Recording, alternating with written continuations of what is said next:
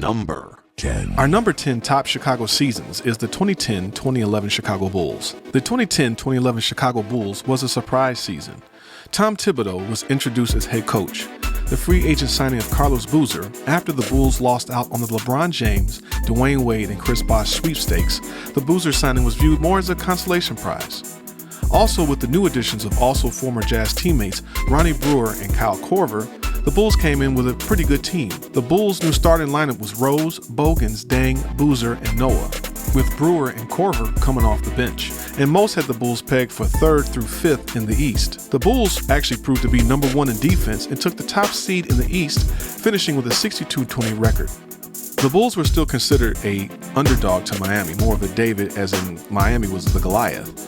But Miami hadn't gelled in the beginning of the season and had finished 2nd in the East. The Bulls rode their success to the Eastern Conference Championship, but fell short. Derrick Rose became the youngest MVP at 22 years old. The team was built to have a nice run, but injuries the next year to Rose derailed a promising campaigning career. That was our number 10 top Chicago seasons, which was the 2010-2011 Chicago Bulls. Our number 9 top Chicago seasons comes from the South Side, hailing from the new Comiskey Park. The 1993 Chicago White Sox. The Sox' new home had been complete for 2 years with the new Comiskey Park. With this team being built since 1991, 92 was a down year, but 93 had promise. Gene Lamont was the team manager, led by Frank Thomas, the Big Hurt. The White Sox were an exciting team. Jack McDowell, Tim Raines, Ozzie Guillen, Lance Johnson, Robin Ventura, Bo Jackson, and even a brief appearance from the veteran Carlton Fisk. Frank Thomas won the MVP that year, hitting 41 home runs with a .317 batting average. Tim Raines and Lance Johnson also boasted 300 batting averages. Jack McDowell was a Cy Young winner. Bo Jackson, who'd signed with the Sox in 1991, was a year removed from hip surgery and had promised his mother, who had passed, that he'd play in the majors again. Bo was the X factor on that team and came on as the year progressed. Ozzie Guillen was back after a season-ending knee injury.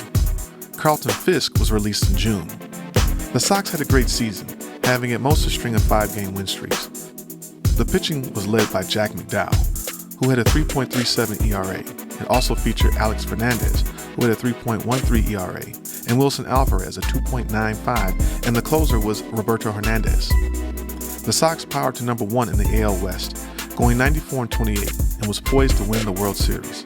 The Sox made it to the American League pennant, only to fail short and lost 4-2 to the eventual champion Toronto Blue Jays. This team was building since 1991, and the hope was that the Sox could win it all after coming short in 1993.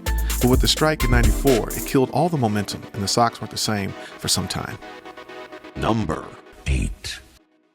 Our number 8 top Chicago seasons hails from Soldier Field, the 2006 Chicago Bears. 2006 was an exciting year for the Bears. GM Jerry Angelo was the first GM in years leading the helm for the Bears.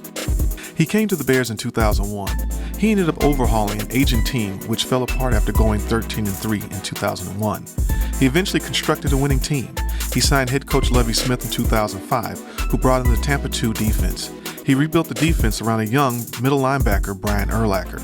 The defense featured defensive stalwarts Lance Briggs, Charles Pina Tillman, anchored on the D-line with Tommy Harris and Tank Johnson, defensive ends Adewale Egunliye and Alex Brown.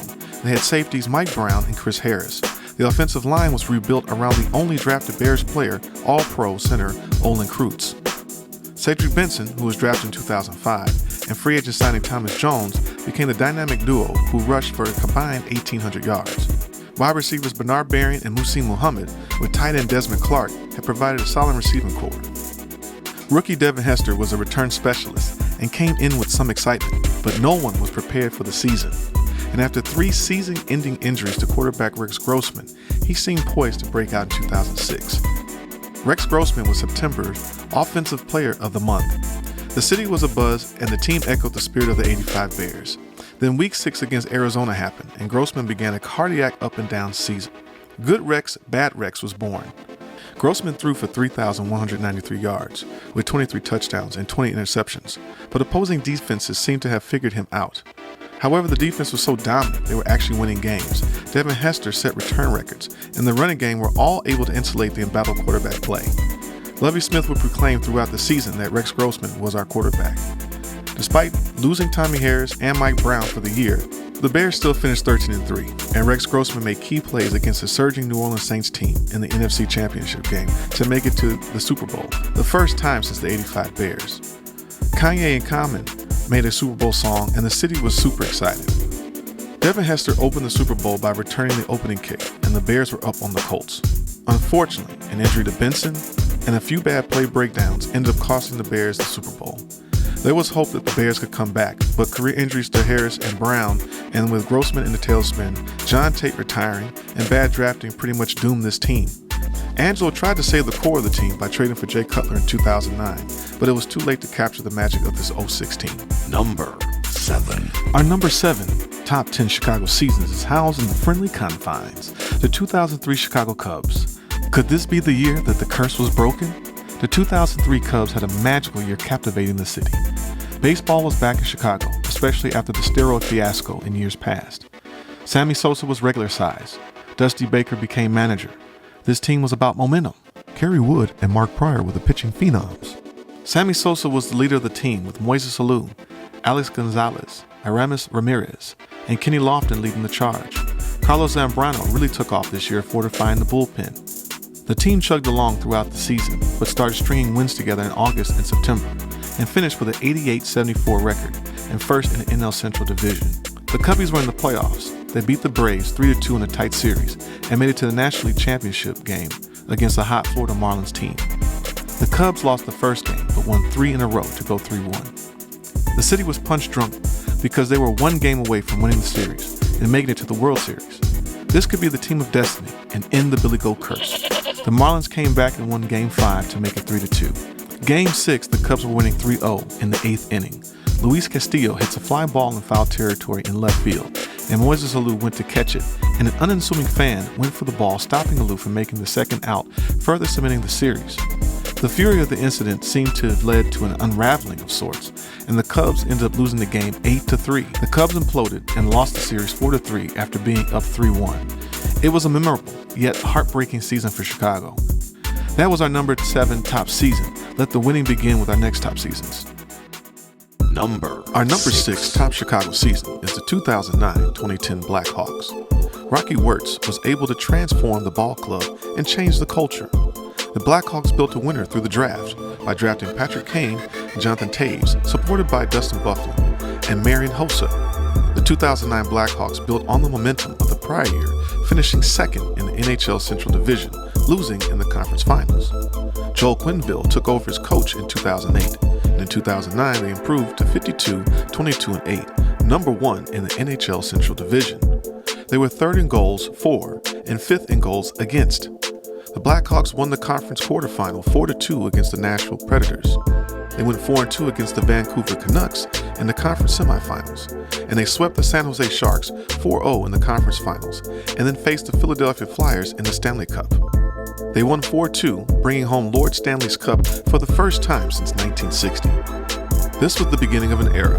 The Blackhawks went on to win in 2013 and 2015, and those years were special too, but it's sweeter when it's the first one. That's our top 6 Chicago season. Number 5. Our number 5 top Chicago seasons is the 2005 World Champion Chicago White Sox. Ken Williams was hired as GM in 2000. He fired Jerry Manuel in 2003 and hired Isaac Guillen in 2003. He quickly rebuilt the team in 2004 by switching to pitching defense and speed. By this time, Frank Thomas was a little long in the tooth and at 37 was a DH. Ken Williams made a series of moves. He signed El Duque, Orlando Hernandez, Dustin Hermanson, Jermaine Dye, and AJ Przinsky, and Tadahito Iguchi. He traded for Scott Pasednik, Jose Contreras, and Freddie Garcia. He brought Joe Creedy and Aaron Rowan from the farm system. Holdovers Paul Konerko, Mark Burley, John Garland, and others rounded out the team. This team dominated the season, pretty much being number 1 the whole year. They finished number 1 in the AL Central, finishing 99-63. They swept the Red Sox 3-0 in the AL Division, smacked the Angels 4-1 in the AL Championship, and swept the Astros 4-0, giving the Sox their first championship since 1917, beating the Northsiders first in the modern era. That was our top 5 Chicago season. Number 4. Our top 4 Chicago seasons hails from the old Chicago Stadium, the 1990-91 Chicago Bulls. The 1990-91 Chicago Bulls season was a team arriving at greatness. After losing Game 7 to the Pistons in 1990, the Bulls dominated 91, ready to win. Led by head coach Phil Jackson, the Bulls had grown into their own. Michael Jordan had already cemented himself as the best player, but Scottie Pippen and Horace Grant had become all-star caliber players. John Paxson and Bill Cartwright had all gelled as the starting five. The bench was strong with B.J. Armstrong and three-point marksman Craig Hodges and Cliff Levingston yelling, "What time is it?" The Bulls finished 61-21, number 1 in the Central Division and number 1 in the East, number 1 in offense and number 7 in defense. Mike won his second MVP, made his 7th All-Star appearance. The Bulls only saw red when it came to the Pistons. They were the reigning back-to-back champs, and the Bulls were very hungry. After losing 3 years in a row in 88, 89, and 90 at the hands of them, the tide had turned. Mike and Co vanquished their bullies and swept them 4-0 to make it to the finals for the first time. They had a showdown with Magic Johnson and the Lakers and won 4-3 to win their first championship. As Michael Jordan poured out emotion, he had finally made it to the top. It was a great time for Chicago as Grant Park would host the first championship parade of many to come. Number 3. Our number 3 top 10 Chicago seasons is the 2016 Cubs. In 2011, the Cubs had traded for Theo Epstein, the architect behind the Boston Red Sox championship teams. The Cubs sent a prospect and 2 relievers to the Red Sox as compensation for Boston letting Epstein out of the final year of his contract with that team. Theo signed a 5-year deal and went right to work. He drafted Javier Baez in 2011, traded for Anthony Rizzo and Kyle Hendricks in 2012, traded for Jake Arrieta and drafted Chris Bryant in 2013, traded for Addison Russell and drafted Kyle Schwarber in 2014. Rick Renteria was let go after the 2014 season. In 2015, he was able to hire Joe Madden as manager in 2015 when he opted out of his contract with the Tampa Bay Rays, traded for Dexter Fowler, and signed David Ross and John Lester. By 2015, the Cubs were a prime playoff contender after finishing 3rd in the NL Central, going 97-65, and losing to the Mets in the National League Championship game. There was momentum building from 2015. In 2016, Theo Epstein had built a winner. He rounded out the roster by signing Ben Zobrist and Jason Hayward. He also traded for closer Aroldis Chapman. The Cubs went number 1 in their division with a 103-58 record and finished 1st in the NL Central Division. The Cubs entered the postseason as the number 1 seed in the National League. They defeated the 5th-seeded San Francisco Giants 3-1 in the National League Division Series. They beat the LA Dodgers 4-2 in the National League Championship Series.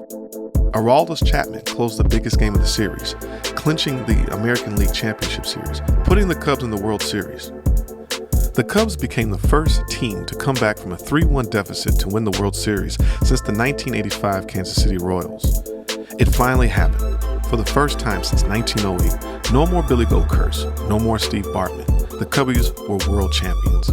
Unfortunately, the team didn't reel off more World Series victories. They managed 4 consecutive playoff appearances from 2015 to 2018. However, Madden was not re-signed in 2019. Epstein stepped down from his role on the Cubs on November 20th, 2020. Over time, the team has been slowly dismantled in hopes of building a new-look team. Number 2. Our top 2 Chicago seasons takes us back to the West Side at the United Center. The 1995-96 Chicago Bulls. After a year and a half off, Superman was officially back. After getting used to the United Center, getting rid of the 45, filming Space Jam, and working himself into shape, Mike was ready. He was motivated after losing to the Orlando Magic last year, which featured Horace Grant. The image of the Magic carrying Grant off to the sunset burned not just Mike, but the whole city. Mike unveiled the Jordan 11s, which featured the iconic patent leather. The city was too excited. Dennis Rodman was signed over the summer, and this Bulls team was a total overhaul from the previous three-peat. Scottie Pippen was the only holdover. Luke Longley and Ron Harper made up the new starting 5, and Steve Kerr was the new Paxson, but Phil and the Triangle remained. With the new Big Three, the Bulls steamrolled through the league. By February, they were 41-3. All season, the talk was that they could be the greatest team ever. They wouldn't say it until the end of the season, but they were chasing the best record, which the Lakers had set at 69-13 back in 1972. They set the best record at 72-10. The Bulls capped off the season winning their 4th championship and the first of the next three-peat. Number 1. Our number one top Chicago season may possibly never be topped. 3 words: Super Bowl Shuffle. The 1985 Chicago Bears became a global icon. Between Michael Jordan and the '85 Bears squad, they put Chicago on the map. This team talked the talk and backed it up. GM Jim Finks had drafted and built one of the greatest teams ever. Head coach Mike Ditka led one of the greatest talented and charismatic teams ever. Paired with Buddy Ryan and his dominating 4-6 defense, this team went 15-1 and took the nation by storm. Unsung quarterback Jim McMahon was the punky QB, and the run game was led by Walter Payton, aka Sweetness. The defense was one of the greatest combinations of talent and scheme, which featured Samurai Mike Singletary, Wilbur Marshall, Otis Wilson, Richard Dent, and Dan Hampton. The Bears had a speed bump in Miami, smudging what should have been a perfect record, and steamrolled all the way to the Super Bowl against New England, winning 46-10. It's a shame that the team wasn't able to capitalize on their success. McMahon got injured the next year, and bad personnel moves divided the locker room. Along with bad management, led to the demise of this great team. The Bears made noise in '86 and '88, but by '92, the era was over. Well, that's the Windy City Breeze's top 10 seasons. As a recap, here are our top 10 Chicago sports seasons.